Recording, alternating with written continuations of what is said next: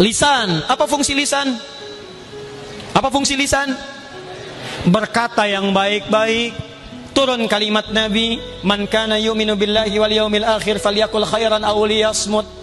Siapa yang merasa beriman pada Allah dan hari akhir, cukup katakan yang baik-baik. Kalau nggak bisa diam, di fungsi lisan manusia itu cuma dua.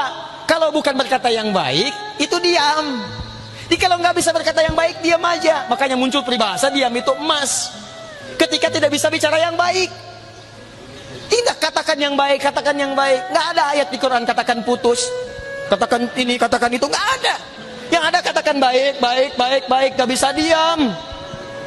Turun larangan mencela, karena mencela itu tidak baik. Quran surah 49 ayat 11, ya ayyuhalladzina amanu la yaskhar qaumin qaum. Hei orang-orang, kalau masih merasa punya iman, jangan saling mencela. Tuh.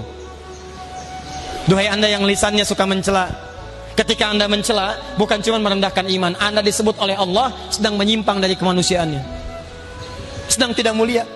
Nggak diakui antum. Kamu nggak mulia, saya nggak suka dengan lisan kamu. Apalagi Anda ngaji, baca Quran, baca hadis, belajar, tapi lisannya masih selang mencela orang lain, menghina orang lain. Ada yang salah antum dengan lisannya. La yaghtab ba'dukum ba'da, jangan bergibah, jangan gosip. Kalau sedang gosip, sedang merendahkan kemuliaan antum di hadapan Allah Subhanahu wa taala. Saya tidak, Ustaz, saya akan jaga lisan saya ini bagus. Tidak seperti ibu itu tuh, Ustaz, dia jarang sekali jaga lisannya. Sama. Hati-hati. Ada seorang perempuan di masa Nabi, rajin sholat, rajin puasa. Diadukan oleh tetangganya kepada Nabi. Kata Nabi, hiya finnar. Kalau tidak tobat tempatnya di neraka. Apa perbuatannya? Senang sekali mencela dan menggunjing tetangganya. Ingat-ingat, setiap ada yang menggunjing satu orang, maka memindahkan pahala kepada orang yang dimaksudkan.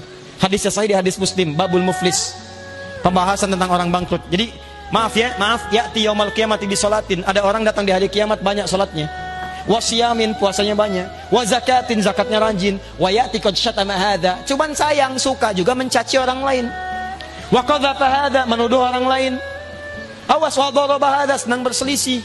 Nanti di akhirat akan ditimbang, timbangannya begini. Kalau ada orang sholat mencela, pahala sholatnya akan dipindahkan pada yang dicela.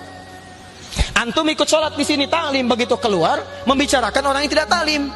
Tuh lihat tuh, kayaknya udah ahli surga aja ya, nggak ikut taklim dengan kita. Siapa itu? Dua orang membicarakan, pahala dua orang itu pindah kepada orang tadi. Muncul orang ketiga, kenapa? Itu tuh, oh nggak nyangka ya, nyangka, pindah. 3 orang dapat bagian dari pahalanya. Paham? Jadi coba atur diri kita. Akhlak yang mulia itu cerminan dari ibadah kita kepada Allah Subhanahu wa taala. Kalau ada orang rajin ibadah, akhlaknya tidak mulia, maaf, bukan cuma tidak sukses ibadahnya, tapi menunjukkan sedang turun status kemanusiaannya di hadapan Allah Subhanahu wa taala.